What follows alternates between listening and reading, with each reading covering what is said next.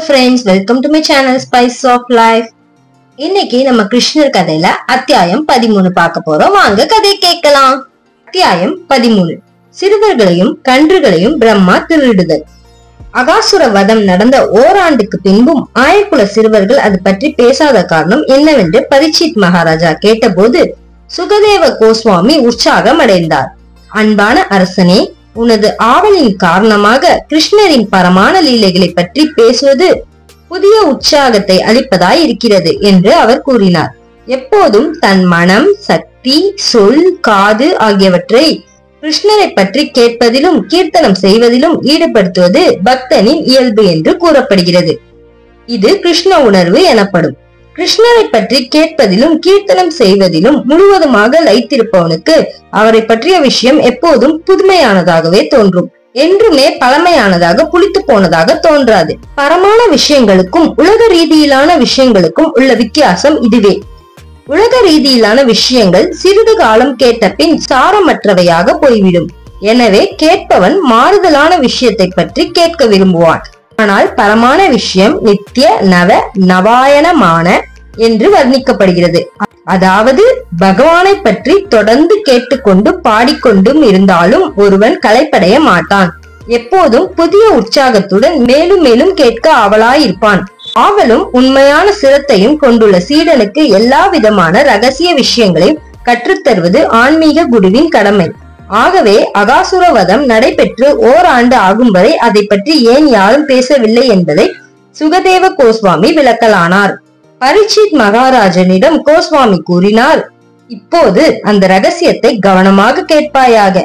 கிருஷ்ணர் அகாசுரனின் வாயிலிருந்து தன் நண்பர்களை மீட்டு அசுரனை கொன்ற பின் நண்பர்களை யமுனை நதிக்கரையில் கூட்டி வைத்து இவ்வாறு கூறினார். அன்பார்ந்த நண்பர்களே, உணவருந்துவதற்கு இந்த இடம் எவ்வளவு நேர்த்தியாக இருக்கிறது. நதிக்கரையில் மென்மையான மணலில் நாம் ஆனந்தமாக விளையாடலாம். நீரில் தாமரை மலர்கள் அழகாக மலர்ந்து எங்கும் நறுமணம் பரப்புவதை பாருங்கள். பறவைகளின் இன்னொலியும் மயில்களின் கானமும் சுற்றி இருக்கும் இலைகளின் ரகசிய பேச்சும் எல்லாம் சேர்ந்து எழுப்பும் ஒளி அதிர்வுகள் ஒன்றையொன்று எதிரொலிக்கின்றன. மரங்கள் அளிக்கும் இனிய காட்சி இதனால் மேலும் அழகு பெறுகிறது. நாம் இங்கேயே மதிய உணவை உட்கொள்ளலாம். ஏற்கனவே தாமதமாகிவிட்டதால் நாம் மிகவும் பசித்திருக்கிறோம். கன்றுகள் நம் பக்கத்தில் இருக்கட்டும், அவை யமுனையில் நீர் பருகட்டும். நாம் சாப்பிடும் போது கன்றுகள் இங்கு புல் மேயலாம். நாம் உணவருந்து வேளையில் இவ்விடத்தில் உள்ள மென்மையான புல்லை மேய்வதில் கன்றுகள் ஈடுபடலாம். கிருஷ்ணரின் யோசனையை கேட்ட கோபாலர்கள் அதை மகிழ்ச்சியுடன் ஆமோதித்து நாம் இங்கே உட்கார்ந்து சாப்பிடுவோம் என்கிறார்கள். பின்னர் கன்றுகளை புல்மேய விட்டார்கள். கிருஷ்ணரை மத்தியில் வைத்து அவரை சுற்றி எல்லோரும் உட்கார்ந்து தத்தம் உணவு பொட்டலங்களை திறந்தார்கள். கிருஷ்ணர் வட்டத்தின் மத்தியில் உட்கார்ந்திருந்தார். உணவருந்தியபடியே அவர்கள் பகவானை நேருக்கு நேர் கண்டுகளித்தார்கள்.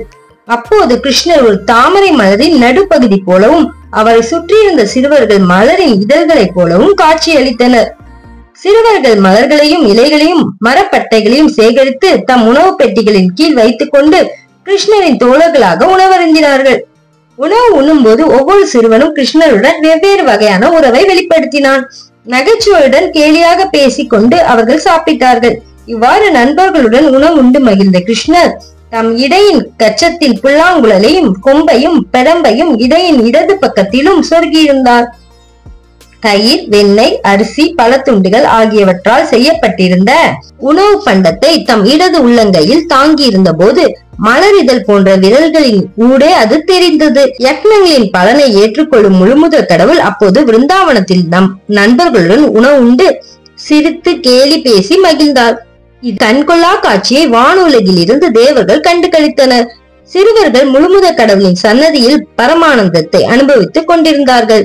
அப்போது அருகாமையில் புல் மேய்ந்து கொண்டிருந்த கன்றுகள் புதிய புல்லை தேடி காட்டுக்குள் வெகு தூரம் சென்று கண்ணில் படாமல் மறைந்து விட்டன.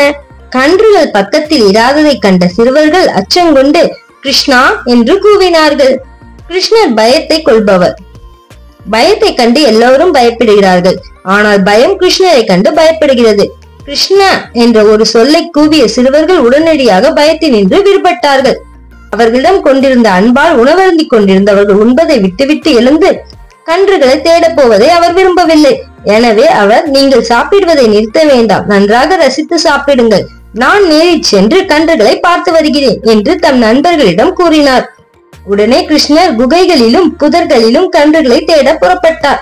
அவர் மலை குகைகளிலும் காடுகளிலும் கன்றுகளை தேடினார். ஆனால் அவற்றை காண முடியவில்லை. அகாசுரன் கொல்லப்பட்ட நிகழ்ச்சியை தேவர்கள் பெரும் ஆச்சரியத்துடன் பார்த்து கொண்டிருந்த போது விஷ்ணுவின் நாபி கமலத்தில் இருந்து பிறந்தவரான பிரம்மாவும் அந்த சம்பவத்தை பார்க்க வந்தார். சின்னஞ்சிறுவனான கிருஷ்ணர் இந்த அற்புத செயலை எப்படி புரிய முடிந்தது என்று எண்ணி ஆச்சரியப்பட்டார். இந்த இடைக்குல சிறுவன் முழுமுதற் கடவுளே என்பதை பிரம்மா அறிந்திருந்தாலும் அவரின் மகிமை மிக்க லீலைகளை மேலும் காண விருப்பமுடையவராய் கன்றுகள் எல்லாவற்றையும் திருடி வேறு இடத்திற்கு எடுத்து சென்று விட்டார். எனவே பகவானான கிருஷ்ணரால் எவ்வளவு தேடியும் கன்றுகளை கண்டுபிடிக்க முடியவில்லை. மேலும் அவர் வெகு தூரம் வந்துவிட்டதால் யமுனை நதிக்கரையில் உணவருந்திக் கொண்டிருந்த சிறுவர்களுடன் அவருக்கு தொடர்பற்று போயிற்று. ஒரு சிறு ஆயர்குல பையன் என்ற வகையில் கிருஷ்ணன் பிரம்மாவை விட சிறியவர் என்றாலும் அவர் முழுமுது கடவுளும் ஆனபடியால் சிறுவர்களையும் கன்றுகளையும் பிரம்மா திருடியிருந்ததை அறிந்தார். பிரம்மா சிறுவர்களையும் கன்றுகளையும் கொண்டு போய்விட்டார், நான் மட்டும் எப்படி பிருந்தாவனம் திரும்புவது? தாய்மார்கள் வருந்துவார்களே என்று கிருஷ்ணர் எண்ணலானார். எனவே தன் நண்பர்களின் தாய்மார்களையும் திருப்திப்படுத்துவதற்காகவும் முழுமுதற் கடவுளின் உன்னதத்தை பிரம்மன் உணரும்படி செய்வதற்காகவும் கிருஷ்ணர் உடனடியாக தன்னை இடைச்சிறுவர்களாகவும் கன்றுகளாகவும் விரிவுபடுத்தி கொண்டார். முழுமுதற் கடவுள் தமது சக்தியால் பல உயிர்வாளிகளாக விரிவுபடுத்துகிறார் என்று வேதங்கள் கூறுகின்றன. எனவே அவர் ஆயக்குல சிறுவர்களாகவும் கன்றுகளாகவும் தம்மை விரிவுபடுத்தியதில் வியப்பில்லை. பல ஊடற்கூறுகளையும் முக வடிவங்களையும் கொண்டு பல்வேறான ஆடைகளையும் ஆபரணங்களையும் அணிந்திருந்த சிறுவர்களைப் போல் அவர்களின் நடையுடை பாவனைகளையும் அப்படியே பிரதிபலிக்கும் வகையில் கடவுள் தம்மை விரிவுபடுத்திக் கொண்டார். ஒவ்வொருவருக்கும் வெவ்வேறான ரசனைகள் உண்டு. தனியான ஆத்மாக்களான தனிநபர்கள் வெவ்வேறான நடவடிக்கைகளையும் நடத்தையும் உடையவர்களாக இருப்பது இயல்பு. எனினும் தனிப்பட்ட ஒவ்வொரு சிறுவனின் இயல்புகளையும் மேற்கொண்டு கிருஷ்ணர் அச்சிறுவர்களாக வியாபித்தார். பல்வேறு நிறங்களையும் உருவங்களையும் செயல்களையும் கொண்டிருந்த அந்த கன்றுகளாகவும் அவர் வியாபித்தார். எல்லாம் கிருஷ்ணரின் சக்தியின் வியாபகமாதலால் இது சாத்தியமாயிற்று. பிரஸ்ய பிரம்மண சக்தி என்று விஷ்ணு புராணத்தில் கூறப்பட்டுள்ளது. பிரபஞ்ச தோற்றத்தில் நாம் காண்பது அது ஜட பொருளானாலும் உயிரினங்களின் செயற்பாடானாலும் பகவானின் சக்திகளின் வியாபகம் மட்டுமே. இது வெப்பமும் ஒளியும் நெருப்பின் வெவ்வேறான வியாபகங்களாக இருப்பதை போன்றது. இப்படியாக கிருஷ்ணர் தம்மை ஆயர்குல சிறுவர்களாகவும் கன்றுகளாகவும் அவரவரின் தனித்தன்மைகளை மேற்கொண்டு வியாபித்தபடி தன் வியாபகங்களின் மத்தியில் இருந்து கொண்டு விருந்தாவன கிராமத்தை அடைந்தார். நடந்த விஷயங்கள் கிராமவாசிகளுக்கு தெரியாது. விருந்தாவன கிராமத்தை அடைந்த பிறகு கன்றுகள் எல்லாம் தத்தம் கொட்டிலை அடைந்தன. சிறுவர்களும் தத்தம் தாய்மார்களிடம் வீட்டிற்கு சென்றார்கள். சிறுவர்கள் வந்து கொண்டிருந்த போது அவர்களது தாய்மார்கள் அவர்களின் குழலிசையை கேட்டார்கள். அவர்களை வரவேற்க வீட்டிற்கு வெளியே வந்து அவர்களை தழுவிக்கொண்டார்கள். தாயன்பு காரணமாக அவர்களின் மார்புகளில் பால் சுரந்தது. சிறுவர்களுக்கு அன்னையர் பால் ஊட்டினர். ஆனால் உண்மையில் அவர்கள் ஊட்டியது அவர்களது சிறுவர்களுக்கல்ல. சிறுவர்களாக வியாபித்திருந்த முழுமுதற் கடவுளுக்கு பாலூட்டும் மற்றும் ஒரு வாய்ப்பை பெற்றார்கள். பகவானாகிய கிருஷ்ணர் தமக்கு பாலூட்டும் வாய்ப்பை அன்னை யசோதைக்கு மட்டுமின்றி மற்ற தாய்மாரான கோபியருக்கும் அளித்தார். சிறுவர்கள் எல்லாம் அன்னையருடன் வழக்கம் போல் பழகினார்கள். அன்னையரும் மாலை வந்தவுடன் தத்தம் மக்களை நீராட்டி திலகமிட்டு அலங்கரித்து உணவளித்தார்கள். பகலில் மேய்ச்சலுக்கு சென்றிருந்த பசுக்கள் மாலையில் வீடுகளுக்கு திரும்ப வந்ததும் தத்தம் கன்றுகளை சென்றடைந்தன. கன்றுகள் தம் தாய் பசுக்களிடம் வந்தவுடன் அவை தம் கன்றுகளை அன்புடன் நாவால் நக்கின. இவ்வாறு உண்மையான சிறுவர்களும் கன்றுகளும் அங்கு இல்லாமல் இருந்தாலும் கோபியருக்கும் பசுக்களுக்கும் இந்த வேறுபாடு தெரியாததால் எல்லாம் வழக்கம் போல் நடைபெற்றன. மேலும் சொன்னால் கோபியருக்கு தம் குழந்தைகளிடமும் பசுக்களுக்கு தம் கன்றுகளிடமும் வழக்கத்தை விட அதிகமான பாசம் காணப்பட்டது. அவர்களின் பாசம் இவ்வாறு அதிகரித்தது இயல்பே. தம் சொந்த குழந்தைகள் அல்லது கன்றுகளை விட விருந்தாவன வாசிகளான கோபியருக்கும் பசுக்களுக்கும் கிருஷ்ணரிடம் அதிகமான பாசம் இருந்தது. எனவே இப்போது குழந்தைகளாகவும் கன்றாகவும் கிருஷ்ணரே வியாபித்திருந்ததால் கோபியர் மற்றும் பசுக்களின் பாசமும் அதிகமாயிற்று. தொடர்ந்து ஓராண்டு காலம் கிருஷ்ணர் இவ்வாறு கன்றுகளாகவும் ஆயர்குல சிறுவர்களாகவும் வியாபித்திருந்து மேய்ச்சல் நிலங்களுக்கு சென்று வந்தார். பகவத்கீதையில் கூறப்பட்டுள்ளது போல் கிருஷ்ணர் ஒவ்வொருவரின் இதயத்திலும் பரமாத்மாவாக வியாபித்திருக்கிறார். அது போலவே இங்கு விருந்தாவனத்தில் கன்றுகளாகவும் இடைச்சிறுவர்களாகவும் தொடர்ந்து ஓராண்டு காலம் வியாபித்திருந்தார். ஒரு நாள் கிருஷ்ணரும் பலராமரும் காட்டில் கன்றுகளை பராமரித்துக் கொண்டிருந்த போது கோவர்த்தன மலையின் உச்சியில் சில பசுக்கள் மேய்ந்து கொண்டிருந்ததை கண்டார்கள். அந்த உயரத்தில் இருந்த பசுக்கள் கீழே சிறுவர்கள் கன்றுகளை கண்டதும் திடீரென்று மலை உச்சியிலிருந்து கீழ் நோக்கி ஓடி வந்தன. முன்னங்கால்களும் பின்னங்கால்களும் ஒன்று சேர அவை தாவி வந்தன. கன்றுகளிடம் கொண்டிருந்த பாச மிகுதியினால் அப்பசுக்கள் கரடுமுரடான மலைப்பாதையை பொருட்படுத்தாமல் மலையிலிருந்து வேகமாக இறங்கின. மடியில் பால் சுரக்க அவை கன்றுகளை அணுகி தம் வாள்களை மேல் நோக்கி உயர்த்தின. மலைச்சரிவில் பசுக்கள் ஓடி வந்த போது நிறைந்திருந்த அவற்றின் மடியிலிருந்து பால் சுரந்து தரையில் சிந்திற்று. கன்றுகளுக்கு பால் ஊட்டின. கன்றுகளுக்கும் பசுக்களுக்கும் இடையே மாபெரும் பாசபந்தம் இருப்பது காணப்பட்டது. பசுக்கள் கோவர்த்தனகிரியில் இருந்து கீழ் நோக்கி ஓடி வந்த போது அவற்றை கவனித்துக் கொண்டிருந்த ஆயர்கள் அவற்றை தடுத்து நிறுத்த முயற்சித்தார்கள். பசுக்கள் பெரியவர்களாலும் கன்றுகள் சிறுவர்களாலும் தனித்தனியே கவனிக்கப்பட்டன. பசுக்களின் பால் முழுவதையும் கன்றுகள் குடுத்து விடாமல் இருக்க அவை பிரித்து வைக்கப்பட்டிருந்தன. எனவே மலை உச்சியில் பசுக்களை கவனித்துக் கொண்டிருந்த ஆயர்கள் அவற்றை தடுத்து நிறுத்த முயற்சித்தார்கள். ஆனால் அவர்களால் முடியவில்லை. அம்முயற்சியில் தோற்று போனதில் அவர்கள் வெட்கமடைந்து கோபமுற்றார்கள். அவர்கள் மகிழ்ச்சி இழந்திருந்தாலும் கீழே வந்து தம் சிறுவர்கள் கன்றுகளை பராமரித்துக் கொண்டிருந்ததை கண்டவுடன் சிறுவர்களிடம் அவர்களுக்கு பாசம் பெருக்கெடுத்து ஓடியது. அவர்களின் ஏமாற்றமும் துக்கமும் உடனடியாக மறைந்தன. பெற்ற பாசம் பொங்க அவர்கள் சிறுவர்களை தூக்கி அணைத்து உச்சி முகர்ந்து மகிழ்ந்தார்கள். பின்னர் பசுக்களை ஓட்டிக்கொண்டு மீண்டும் மலையுச்சிக்கு சென்றார்கள். போகும் வழியெல்லாம் அவர்கள் தம் குழந்தைகளை பற்றி எண்ணிக்கொண்டு சென்றார்கள். அவர்களின் கண்களில் அன்பு கண்ணீர் பொங்கியது. இவ்வாறு பசுக்களும் கன்றுகளுக்கும் இடையே, தந்தையர்களான ஆயர்களுக்கும் அவர்களின் குழந்தைகளுக்குமான சிறுவர்களுக்கும் இடையேயும் வழக்கத்தை விட அதிகமான பாசம் நிலவியதை கண்ட பலராமர் இந்த அதிசயம் எவ்வாறு நேர்ந்தது என்று ஆச்சரியப்பட்டார். விருந்தாவனவாசிகள் எல்லாரும் கிருஷ்ணரிடம் எவ்வளவு பிரியம் கொண்டிருந்தார்களோ அதே அளவில் தம் குழந்தைகளிடமும் பிரியமாயிருப்பதை கண்ட பலராமர் வியந்து போனார். அதே போல் பசுக்களும் கிருஷ்ணரிடம் கொண்டிருந்தது போன்றதான அன்பை தம் கன்றுகளிடம் காட்டின. எனவே இந்த அசாதாரணமான அன்பின் பின்னால் ஏதோ தெய்வீக சக்தியோ அல்லது சக்தி மீந்த ஒருவரின் செயலோ இருக்க வேண்டும் என்று பலராமர் முடிவு செய்தார். இல்லாவிடில் அதிசயிக்கத்தக்க இம்மாறுதல் எவ்வாறு ஏற்படக்கூடும்? இந்த அமானுஷ்யமான மாறுதல் தன் வணக்கத்திற்குரிய முழுமுதற் கடவுளாகிய கிருஷ்ணரால் மட்டுமே ஏற்பட்டிருக்க முடியும் என்று பலராமர் முடிவு செய்தார். கிருஷ்ணரே இதை செய்திருக்கிறார் என்று பலராமர் எண்ணினார்.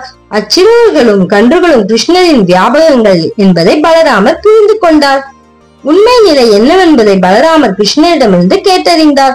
பலராமர் கூறினார், அன்புள்ள கிருஷ்ணா, இந்த பசுக்களும் கன்றுகளும் ஆயர் சிறுவர்களும் மகா முனிவர்கள், புனிதர்கள் அல்லது தேவர்கள் என்று நான் முதலில் எண்ணியிருந்தேன். ஆனால் அவையெல்லாம் உனது வியாபகங்களே என்பது இப்போது தெரிகிறது. அவையெல்லாம் நீயே கன்றுகளாகவும் பசுக்களாகவும் சிறுவர்களாகவும் விளையாடுகிறார். இதன் மர்மம் என்ன? மற்ற பசுக்களும் கன்றுகளும் சிறுவர்களும் எங்கே? நீ ஏன் கன்றுகளாகவும் பசுக்களாகவும் சிறுவர்களாகவும் வியாபித்திருக்கிறாய்? இதற்கு என்ன காரணம் என்பதை கூறுவாயாக. பலராமரின் வேண்டுகோளுக்கிணங்க கிருஷ்ணர் கன்றுகளையும் சிறுவர்களையும் திருடினார் என்பதையும் உண்மையான கன்றுகளும் சிறுவர்களும் காணாமல் போய்விட்டார்கள் என்பதை மக்கள் அறியாதபடி தாம் அவையாக வியாபித்திருப்பதையும் கிருஷ்ணர் விவரித்தார். கிருஷ்ணரும் பலராமரும் பேசிக் கொண்டிருந்த போது பிரம்மா அவரின் வாழ்வு கால கணக்கின்படியான ஒரு கண நேர இடைவேளைக்கு பின் திரும்பி வந்தார். 4 யுகங்களைப் போல் 1000 மடங்கானது, அதாவது 33,20,000 × 1000 பிரம்மாவின் 12 மணி நேரம் ஆகும். பிரம்மாவின் ஆயுட்காலம் பற்றிய தகவலை நாம் பகவத்கீதையிலிருந்து அறிகிறோம். பிரம்மாவின் ஒரு கணம் நமது கணக்குப்படியான ஒரு வருடம். பிரம்மாவின் கணக்குப்படியான ஒரு கணத்துக்கு பின் தாம் சிறுவர்களையும் கன்றுகளையும் திருடியதால் ஏற்பட்ட குழப்பத்தை வேடிக்கை பார்க்க அவர் திரும்பி வந்தார். ஆனால் அதே சமயம் தான் நெருப்புடன் விளையாடுவதையும் அவர் உணர்ந்தார். தன்னுடைய எஜமானரான கிருஷ்ணரின் கன்றுகளையும் சிறுவர்களையும் வேடிக்கையாக எடுத்து சென்று விட்டார். அது பற்றி அவர் மிகவும் கவலை அடைந்திருந்ததால் வெகு நேரம் காலம் தாழ்த்த விரும்பாமல் தன் கணக்கின்படியான ஒரு கணத்தில் திரும்ப வந்தார். முதலில் கண்டபடியே பசுக்களும் கன்றுகளும் சிறுவர்களும் கிருஷ்ணரோடு விளையாடி கொண்டிருப்பதை இப்போது கண்டார். உண்மையில் அவர் அவைகளை எடுத்து சென்று தன் மந்திர சக்தியால் உறங்க வைத்திருந்தார் என்று பிரம்மா எண்ணலானார். சிறுவர்களையும் பசுக்களையும் கன்றுகளையும் நான் எடுத்து சென்றிருந்தேன். அவை இப்போது உறக்கத்தில் இருப்பதை நான் அறிவேன். எனவே அதே போன்ற பசுக்களும் கன்றுகளும் சிறுவர்களும் இங்கு கிருஷ்ணருடன் விளையாடி கொண்டிருப்பது எப்படி? எனது மந்திர சக்தி அவர்களை பாதிக்கவில்லையா? தொடர்ந்து 1 வருடமாக அவர்கள் கிருஷ்ணருடன் விளையாடி கொண்டிருக்கிறார்களா? அவர்கள் யார்? தன் மந்திர சக்திக்கு அவர்கள் கட்டுப்படாமல் இருப்பது எப்படி என்றறிய பிரம்மா முயற்சித்தார். ஆனால் முடியவில்லை. அதாவது மந்திர சக்திக்கு அவரே உட்பட்டு விட்டார். அவரது மந்திர சக்தி இருட்டில் விழுந்த பனியை போலவும் பகலில் காணும் மின்மினி பூச்சியை போலவும் இருந்தது. இருட்டில் மின்மினி பூச்சி தன் பளபளப்பை காட்ட முடியும். மலை உச்சியிலோ தரையின் மீதோ விழுந்திருக்கும் பனி பகலில் பிரகாசிக்க முடியும். ஆனால் பனியின் வெள்ளி போன்ற மினுமினுப்பு இருட்டில் தெரியாது. கிருஷ்ணரின் தெய்வீக சக்திக்கு முன் பிரம்மனின் சிறிய மந்திர சக்தி இருளில் பனியை போலவும் பகலில் மின்மினி பூச்சியின் வெளிச்சத்தை போலவும் ஒளியிழந்து போயிற்று. சிறிதளவிலான மர்ம சக்தி உடையவன் பெரும் சக்தி படைத்தவனுடன் போட்டியிடும் போது வலிமையில் குன்றி போகிறான். பிரம்மனை போன்ற பெரும் சக்திசாலி கூட கிருஷ்ணரின் முன்பு தன் சக்தியை காட்ட முயன்ற போது கேலிக்கு ஆளானார். இவ்வாறு தன் சக்தியை பற்றி தானே குழம்பி போனார். அங்கிருந்த பசுக்களும் கன்றுகளும் சிறுவர்களும் உண்மையானவை அல்லவென்பதை பிரம்மனுக்கு உணர்த்துவதற்காக கிருஷ்ணர் அவற்றை விஷ்ணு வடிவங்களுக்கு மாறுபட செய்தார். உண்மையில் முதலில் இருந்தவை பிரம்மாவின் மந்திர சக்திக்கு கட்டுப்பட்டு உறங்கிக் கொண்டிருந்தன. இப்போது பிரம்மன் கண்டவையெல்லாம் கிருஷ்ணராகிய விஷ்ணுவின் வியாபகங்களே, விஷ்ணு கிருஷ்ணரின் விரிவு. எனவே விஷ்ணு வடிவங்கள் பிரம்மனின் முன் தோன்றின. அந்த விஷ்ணு வடிவங்கள் எல்லாம் நீல நிற மேனியோடு மஞ்சள் நிற உடைகளை அணிந்திருந்தன. அவை எல்லாவற்றிற்கும் கதை, தாமரை, சக்கரம், சங்கு ஆகியவற்றை தாங்கிய 4 கைகள் இருந்தன. தலையில் பிரகாசமான மணிகளை கொண்ட தங்க கிரீடங்களை அணிந்திருந்தன. முத்துக்களையும் காதணிகளையும் அழகிய மலர் மாலைகளையும் தரித்திருந்தன. மார்புகளில் ஸ்ரீ வத்சக்குறி காணப்பட்டது. கைகளில் கங்கணங்களும் மற்ற ஆபரணங்களும் அழகுற விளங்கின. அவர்களின் கால் கழுத்துக்கள் சங்குகளைப் போல் வளவளப்பாக இருந்தன. அவர்களின் கால்களை சலங்கைகள் அலங்கரித்தன. இடைகளில் தங்க சலங்கைகளை அணிந்திருந்தார்கள். விரல்களில் மணிகளை தாங்கிய மோதிரங்கள் மின்னின. பகவானாகிய விஷ்ணுவின் உடல் முழுவதும் புதிய துளசி மொட்டுகள் பாத கமலங்களில் இருந்து சிரம் வரை தூவப்பட்டிருந்ததை பிரம்மன் கண்டார். அந்த விஷ்ணு வடிவங்களின் மற்றொரு சிறப்பு என்னவென்றால் அவையெல்லாம் பரமான அழகுடன் மிளிர்ந்தன. அவர்களின் புல் சிரிப்பு நில ஒளியையும் அவர்களின் பார்வை உதய சூரியனின் ஒளியையும் ஒத்திருந்தன. அவர்களின் பார்வையால் அவர்கள் தீவிர மற்றும் தாமச குணங்களை படைத்து பராமரிப்பவர்கள் என்பது தெரிந்தது. விஷ்ணு நற்குணத்தையும் பிரம்மா தீவிர குணத்தையும் சிவன் தாமச குணத்தையும் குறிக்கின்றன. எனவே எல்லா பிரபஞ்ச தோற்றத்தையும் பராமரிப்பவர் என்ற முறையில் விஷ்ணு பிரம்மாவையும் சிவனையும் படைத்து பராமரிப்பவர் ஆவார். விஷ்ணுவின் தோற்றத்தை கண்ட பின் பிரம்மா மேலும் பல பிரம்மாக்களும் சிவன்களும் தேவர்களும் எறும்புகள் வரையிலான சிறு துரும்புகளும் சராசரங்கள் எல்லாம் விஷ்ணுவை சுற்றி நடனமாடிக்கொண்டிருப்பதையும் கண்டார்.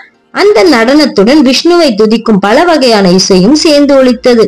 அந்த விஷ்ணு வடிவங்கள் பிரம்மனின் முன் தோன்றின. அந்த விஷ்ணு வடிவங்களை எல்லாம் அனிமா எனும் சிறு அணு நிலை முதல் பிரபஞ்ச தோற்றம் போல் வரம்பற்ற நிலை வரை முழுமை பெற்றிருந்ததையும் பிரம்மா உணர்ந்தார். பிரம்மா சிவன் மற்ற தேவர்கள் ஆகியோரின் யோக சக்திகள் எல்லாம் விஷ்ணுவில் காணப்பட்டன. பகவான் ஆகிய விஷ்ணுவின் பிரபாவத்தால் மற்ற தெய்வீக சக்திகள் எல்லாம் அவரை வணங்கி கொண்டிருந்தன. காலம், வெளி, பிரபஞ்சம், மாற்றம், இச்சை, செயல், ஜட இயற்கையின் முக்குணங்கள் எல்லாம் அவரை துதித்துக் கொண்டிருந்தன. சத்தியம், அறிவு, ஆனந்தம் ஆகியவற்றின் இருப்பிடம் விஷ்ணு என்பதையும் பிரம்மா உணர்ந்தார். நித்தியம், அறிவு, ஆனந்தம், சத், சித், ஆனந்த் ஆகிய 3 பரமான தன்மைகளின் சேர்க்கை அவர். உபனிஷத்துக்களை பின்பற்றுபவர்களின் கன்றுகளாகவும் சிறுவர்களாகவும் இருந்து விஷ்ணு மூர்த்திகளாக மாறியிருப்பது விஷ்ணு மாயையின் தன்மைகள். நெருப்பு மற்றும் உஷ்ணத்தை போன்றவை. உஷ்ணத்தில் நெருப்பின் தன்மையான சூடு உள்ளது, ஆனால் உஷ்ணம் நெருப்பாகாது. பசுக்களும் கன்றுகளும் சிறுவர்களும் விஷ்ணு மூர்த்திகளாக தோன்றியது உஷ்ணத்தை போன்றதல்ல, நெருப்பை போன்றது. அவையெல்லாம் உண்மையில் விஷ்ணுவே. உண்மையில் விஷ்ணுவின் தன்மையாவது பூரண சத்தியம், பூரண ஞானம், பூரண ஆனந்தம். ஜட பொருட்கள் பற்பல வடிவங்களாக பிரதிபலிப்பது மற்றொரு உதாரணம். சூரியன் பல நீர்க்குடங்களில் பிரதிபலிக்கிறது, ஆனால் அந்த பிம்பங்கள் சூரியன் ஆகாது. பிம்பங்கள் சூரியனை போல் தோன்றினாலும் அவற்றில் சூரியனின் ஒளியும் வெப்பமும் இருக்காது. ஆனால் கிருஷ்ணர் மேற்கொண்ட வடிவம் ஒவ்வொன்றும் பூர்ணமான விஷ்ணுவாக இருந்தன. பூர்ண சத்தியம், பூர்ண ஞானம், பூர்ண ஆனந்தமாக விளங்கின. புருஷோத்தமனான முழுமுதற் கடவுளின் பரமான ரூபங்கள் மகத்தானவை ஆகையால் உபனிஷத்துக்களை பின்பற்றுபவர்கள் அவற்றை புரிந்து கொள்வதற்கான அறிவுத்தினத்தை எட்ட முடிவதில்லை. பூரண சத்தியம் பௌதீக பொருள் அல்ல, வரம்பிற்குட்பட்ட பௌதீக சக்திகளுக்கு கட்டுப்பட்டதல்ல என்பதை மட்டுமே உபனிஷத்துக்களை படித்து தெரிந்து கொண்டிருக்கும் அருவவாதிகளால் பகவானின் பரமான ரூபங்களை புரிந்து கொள்ள முடியாது. கிருஷ்ணரையும் அவரின் வியாபகங்களான விஷ்ணு வடிவங்களையும் பிரம்மதேவன் புரிந்திருந்தார். உன்னதமான பகவானின் சக்தி வியாபித்திருப்பதன் காரணமாக பிரபஞ்சத்தில் உள்ள சேதன மற்றும் அசேதன பொருட்கள் எல்லாம் ஏற்பட்டுள்ளன என்பதை பிரம்மா அறிந்திருந்தார். தனது 11 புலன்களில் வரம்பிற்குட்பட்ட சக்தி மற்றும் செயற்பாடுகளின் வரம்பை அறிந்த பிரம்மா தானும் பௌதீக இயற்கையின் கைபொம்மை போன்ற ஒரு படைப்பு என்பதை உணர்ந்தார். ஒரு கைபொம்மை தானாக இயங்கும் சக்தியின்றி தன்னை ஆட்டி வைப்பவனின் இச்சைப்படி ஆடுவது போல் தேவர்களும் உயிர்வாழிகளும் முழுமுதற் கடவுளின் விருப்பத்திற்கு உட்பட்டவர்கள். சைதன்ய சரிதாமிரதத்தில் கூறப்பட்டிருப்பது போல் கிருஷ்ணர் ஒருவரே எஜமானர், மற்றவர்கள் எல்லாம் சேவகர்கள். உலகம் முழுவதும் பௌதீக மாயை எனும் அலைகளின் வசம் உள்ளது. உலகில் உள்ளனவெல்லாம் நீரின் மேல் துரும்புகளாக அலைக்கழிக்கப்படுகின்றன. எனவே அவர்களின் வாழ்வு போராட்டம் தொடர்ந்து நடைபெறுகிறது. ஆனால் ஒருவன் தான் முழுமுதற் கடவுளின் நிரந்தர சேவகன் என்பதை உணரும் போது இந்த வாழ்வு போராட்டம் எனும் மாயை உடனடியாக முடிவடைகிறது. கல்வியின் அதிதேவதையான சரஸ்வதி மணாளனும் வேத ஞானத்தின் சிறந்த பாண்டித்யமுடையவருமான பிரம்மதேவன் முழுமுதற் கடவுளின் அபார சக்தியை கண்டு வியந்தார். பௌதீக உலகில் பிரம்மனை போன்ற திறமைசாலியும் முழுமுதற் கடவுளில் நிறைந்திருக்கும் சக்தியை அறிய முடியாமல் இருக்கிறார். பிரம்மனால் அதை அறிய முடியவில்லை என்பது மட்டுமின்றி தன் முன் கிருஷ்ணன் நிகழ்த்திய காட்சியை கூட அவரால் சரியாக புரிந்து கொள்ள முடியவில்லை. பசுக்களாகவும் கன்றுகளாகவும் சிறுவர்களாகவும் வியாபிப்பதற்கு கிருஷ்ணர் தம் விஷ்ணு சக்தியை பிரயோகித்ததை புரிய முடியாமல் பிரம்மா குழம்பியதை கண்ட கிருஷ்ணர் அவர் மேல் கருணை கொண்டு யோகமாயை எனும் திரையை அவிழ்த்து விட்டார். யோகமாயை எனும் திரையின் காரணமாக புருஷோத்தமனாகிய முழுமுதற் கடவுளை நாம் காண முடிவதில்லை என்று பகவத்கீதையில் கூறப்பட்டுள்ளது. பிரபஞ்ச தோற்றத்தை காண முடியாமல் மகா மாயா எனும் புறசக்தி உண்மையை திரையிட்டு மறைத்திருக்கிறது. ஆனால் முழுமுதற் கடவுளை ஓரளவு அறியும்படியாகவும் ஓரளவு அறிய முடியாமலும் மூடியிருக்கும் சக்தி யோகமாயை எனப்படுகிறது. பிரம்மன் ஒரு சாதாரணமான கட்டுண்ட ஆத்மா அல்ல. அவர் தேவர்களை எல்லாம் விட மிக மிக உயர்ந்தவர். எனினும் முழுமுதற் கடவுள் காட்டிய காட்சியை அவரால் புரிந்து கொள்ள இயலவில்லை. எனவே கிருஷ்ணர் மேலும் தம் ஆற்றலை காட்டுவதை நிறுத்திக் கொண்டார். துண்ட ஆத்மா திகைத்து போவது மட்டுமின்றி புரிந்து கொள்ளும் சக்தியை முழுவதுமாக இழந்து விடுகிறார்கள். பிரம்மன் மேலும் குழப்பமடையாதபடி யோகமாயை எனும் திரை அவிழ்த்து விடப்பட்டது. பிரம்மன் குழப்பத்திலிருந்து விடுபட்ட போது மரணமுற்ற நிலையிலிருந்து விழித்தெழுந்தது போல் மிகுந்த சிரமத்துடன் கண்களை திறந்தார். அப்போது அவர் நித்தியமான பிரபஞ்ச தோற்றம் முழுவதையும் சாதாரண கண்களால் காண முடிந்தது. உயிர்வாளிகளுக்கெல்லாம் உயிரளிக்கும் மரங்கள் நிறைந்திருந்த விருந்தாவனத்தின் கண்கொள்ளா காட்சியை அவர் கண்டார். எல்லா உயிர்வாளிகளும் சாதாரண இயற்கை நிலையை கடந்து நிற்கும் பரமவாஸ்தலமான விருந்தாவனத்தை அவர் கண்டுகளித்தார். விருந்தாவனத்தின் கொடிய மிருகங்களான புலிகள் போன்றவற்றையும் மான் போன்ற சாதுவான மிருகங்களுடனும் மனிதர்களுடனும் அமைதியாக வாழ்கின்றன. விருந்தாவனத்தில் புருஷோத்தமனாகிய முழுமுதற் கடவுள் உறைவதால் அது காமம், பேராசை போன்ற துர்குணங்கள் இல்லாத பரம வாசஸ்தலமாக விளங்குகின்றது என்பதை பிரம்மன் புரிந்து கொண்டார். இவ்வாறு முழுமுதற் கடவுளாகிய ஸ்ரீ கிருஷ்ணர் ஒரு சிறு ஆயக்குல குழந்தையாய் விளையாடியதை பிரம்மா கண்டார். ஆண்டுக்கு முன்பு மறைந்த தம் நண்பர்கள் பசுக்கள் கன்றுகளை தேடி கிருஷ்ணர் எப்படி தம் கையில் உணவை ஏந்தி நின்றிருந்தாரோ அப்படியே அக்குழந்தை நின்றிருப்பதை பிரம்மா கண்டார். உடனேயே பிரம்மா தம் வாகனமான ஹம்சத்தில் இருந்து இறங்கி வந்து தங்கத்தால் செய்யப்பட்ட தடியை போல் பகவானின் திருவடிகளில் விழுந்து வணங்கினார். வணங்குவதை குறிப்பிடுவதற்கு வைஷ்ணவர்கள் தண்டவத் என்ற சொல்லை பயன்படுத்துகிறார்கள். தண்டம் அதாவது தடியை போல் விழுவது என்று இதற்கு பொருள். உடம்பை தடியை போல் நேராக வைத்துக் கொண்டு கீழே விழுந்து பெரியவர்களான வைஷ்ணவர்களை வணங்க வேண்டும். அவ்வாறு பிரம்மா பகவானான கிருஷ்ணரின் முன்பு தண்டம் சமர்ப்பித்தார். பிரம்மன் தங்க நிற மேனியை கொண்டிருந்ததால் கிருஷ்ணரின் பாதங்களில் அவர் விழுந்த போது தங்க தண்டத்தை போல் காட்சியளித்தார். பிரம்மனின் 4 தலைகளில் இருந்து கிரீடங்களும் கிருஷ்ணரின் பாத கமலங்களை தொட்டன. மகிழ்ச்சி மிகுதியால் பிரம்மா கண்ணீர் சிந்தினார். அவரது கண்ணீர் பகவானின் பாத தாமரைகளை கழுவினார். பகவானின் வியக்கத்தக்க லீலைகளை கூறியபடி பிரம்மா மீண்டும் மீண்டும் அவரின் பாதங்களை விழுந்தெழுந்தார். இவ்வாறு நெடுநேரம் வணக்கம் செலுத்திய பின் பிரம்மன் எழுந்து நின்று தன் கைகளால் கண்களை ஒற்றிக்கொண்டார். பகவானை கண்டதும் மிகுந்த மரியாதையுடனும் பணிவுடனும் சிரத்தையுடனும் நடுங்கியபடி பிரம்மா அவரை பிரார்த்திக்க துவங்கினார். பக்தி வேதாந்தர் எழுதிய கிருஷ்ணர் எனும் நூலின் 13வது அத்தியாயமான சிறுவர்களையும் கன்றுகளையும் பிரம்மா திருடுதல் இவ்வாறு நிறைவு பெறுகிறது.